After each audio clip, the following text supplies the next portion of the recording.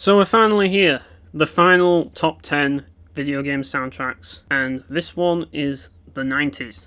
Yes, we're finally covering the 90s, and I say it's the final one because, well, I don't really plan on doing an 80s list, simply because I didn't play enough games in the 80s to make a list of them, I'm afraid, because it wasn't really my era. So, yeah, I mean, the early 90s weren't really my era either, but I don't really know enough about the 80s to really make a list of soundtracks for that yet. Maybe one day, I don't know. But as it stands right now, this is the last one that I need to make for now. Maybe there'll be one for 2020 next decade. But for now, this is going to be the last one I do. And this one was tricky to do just simply because I was planning on putting a game on the list. And in the end, I just decided, fuck it. I can think of better games to put on the list, and I did. So, yeah, this was originally the hardest list to do, but it ended up being the easiest, just simply because I decided not to put certain games in the list. And honestly, looking at the list right now, I'm pretty happy with the picks that I made for this list. There's going to be a lot of metal on this list. I don't know why, but the 90s had a lot of metal tracks. And a lot of good ones too, so if you enjoy metal, you're going to love this list. But the first game we're going to talk about is not metal at all. The first game is Final Fantasy V for the Super Famicom, and yes, this is the only Final Fantasy game to make any of the lists. And the reason for that is, well, because the 2000s just had way too many games competing for a place on the list. And while I could have put a Final Fantasy game on there, it just didn't manage to make the list. But this one does, and it's Final Fantasy V. And this game is my childhood RPG. Even though I wasn't really brought up with it on the Super Famicom, I actually played it on the PlayStation 1 via the Anthology. And I absolutely loved this game.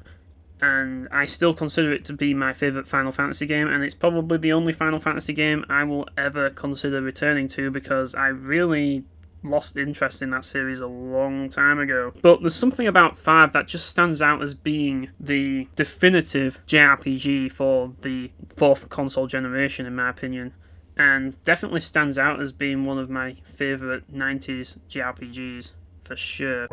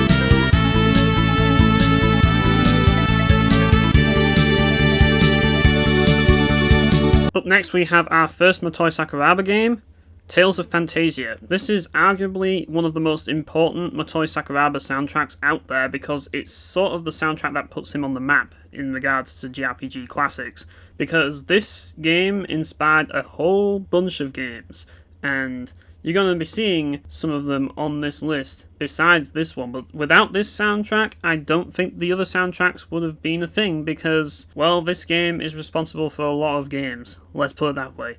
But yeah, I like this soundtrack a lot. It's pretty much the earliest Motoi Sakuraba soundtrack that I'm aware of, and because of that, I'm pretty fond of it. I think that he did a pretty solid job on it, but it's not my favourite of his work, obviously, because I like a lot of his work, as you've probably gathered. But it's still a great Motoi Sakuraba soundtrack, and it's definitely worth a listen to.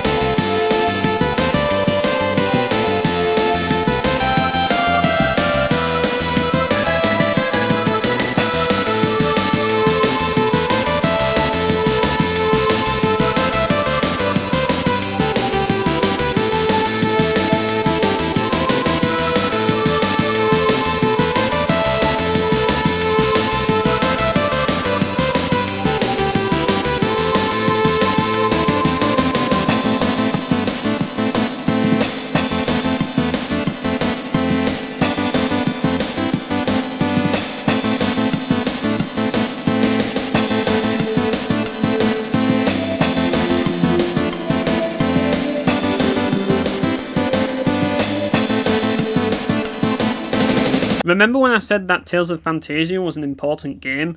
Well, this is kind of why, because Star Ocean wouldn't have existed without Tales of Phantasia, and Motoi Sakuraba worked on the soundtrack of this game as well, so yeah, it's definitely another great soundtrack because, well, Motoi Sakuraba composed for it, and, well, even though Star Ocean and Tales of Phantasia are very close, I still prefer Star Ocean's soundtrack over Tales of Phantasia's soundtrack personally, but I can understand why someone would feel differently. You could argue that I'm kind of biased. They're both neck and neck, but as you all know, I'm a huge Star Ocean fan, so I had to put Star Ocean up here because, as you all know, I'm biased, and this is my list, so deal with it.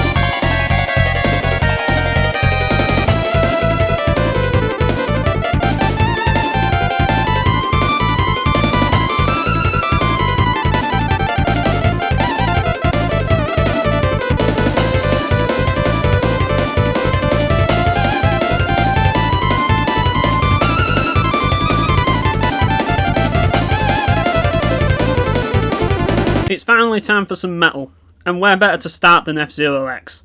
I mentioned GX in my 2000s list, so it's only right that I mentioned X. I mean, people would complain if I didn't, and I really do like F-Zero X's soundtrack. It's solid. It's definitely one of the better 90s soundtracks for sure. I really love this soundtrack, and yeah, I definitely recommend listening to it, and I definitely think that it deserves to be on this list.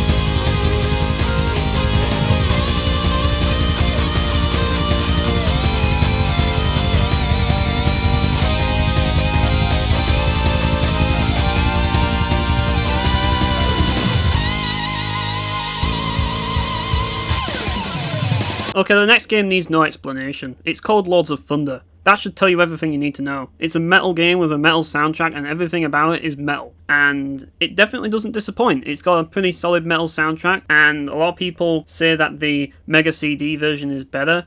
I disagree. I think the PC Engine version is better, and the reason being is because I really like the guitar better in the PC Engine version. So yeah, I prefer it over the Mega CD version, and that's why I'm going to be playing the PC Engine version. I'm sorry if you disagree with me.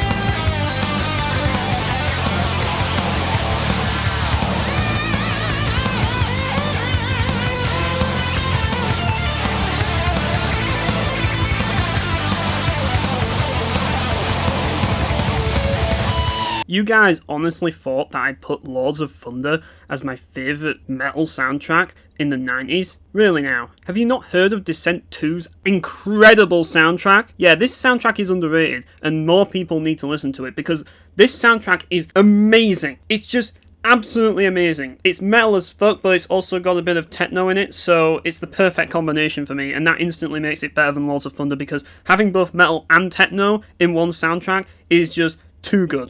And yeah, this soundtrack is just banging. I really recommend listening to it.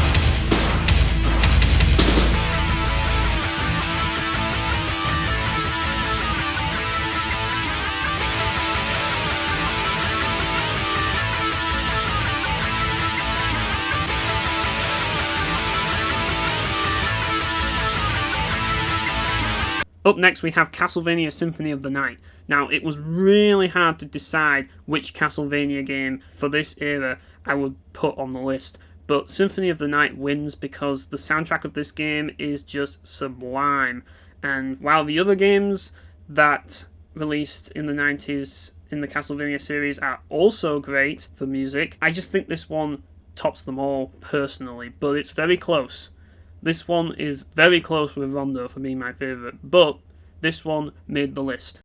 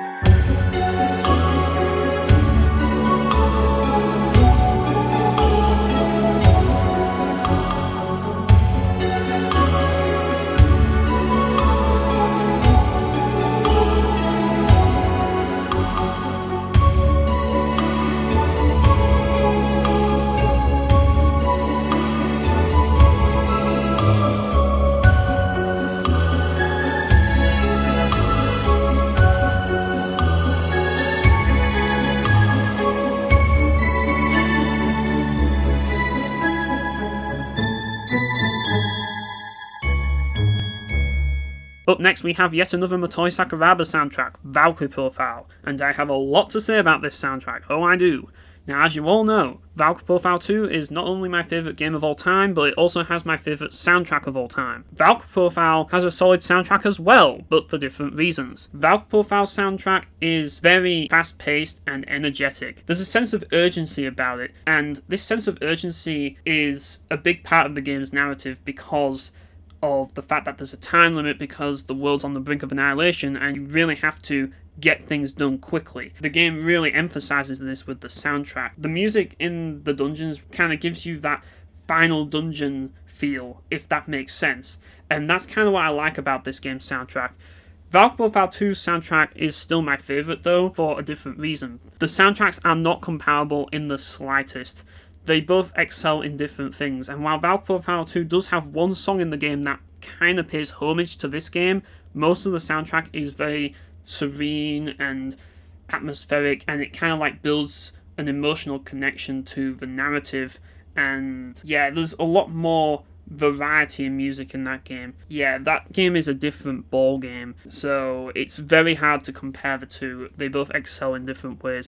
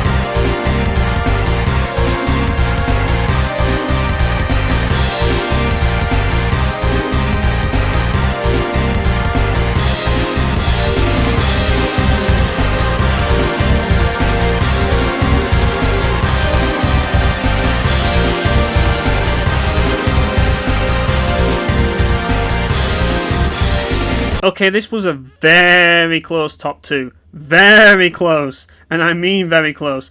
It almost got number 1, did Sapphire. It almost got number 1, but it barely missed it by an inch. And the only reason why this soundtrack did not get number 1 is simply because it doesn't have as many songs as my number 1 pick. That's literally the only reason, because the music in this game is fucking phenomenal. It's definitely one of my favourite metal soundtracks of all time, and yes, it's better than both Lords of Thunder and Descent 2. That's how good this soundtrack is. I fucking adore it. Hot take, I know. People prefer Lords of Thunder, but I prefer this one. What an awesome game, and what an awesome soundtrack. Definitely worth a listen to if you love metal.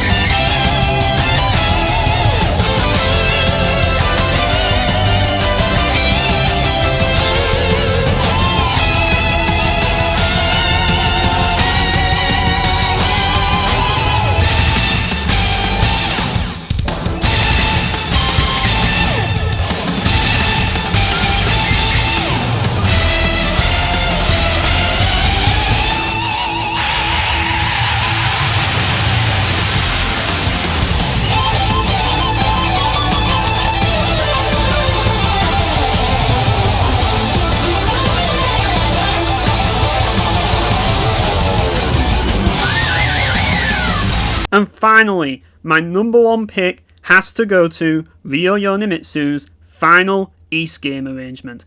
This soundtrack is ridiculously good, and I mean that. Like, this soundtrack is way too good. In fact, all of Ryo Yonemitsu's arrangements are way too good, and this one is hands down his best one. I mean, the previous one he did was amazing as well. Ys 3, Wanderers of Ys. Like, I put the final dungeon theme of that game on my top 10 final dungeon themes list, but the final dungeon theme of this game almost made that list. It almost did. Very, very close between the two, but Wanderers of Ys barely reached my top 10 list for final dungeons. However, it does not reach my number one on this list, because Dawn of Ys has my favourite soundtrack of the 90s.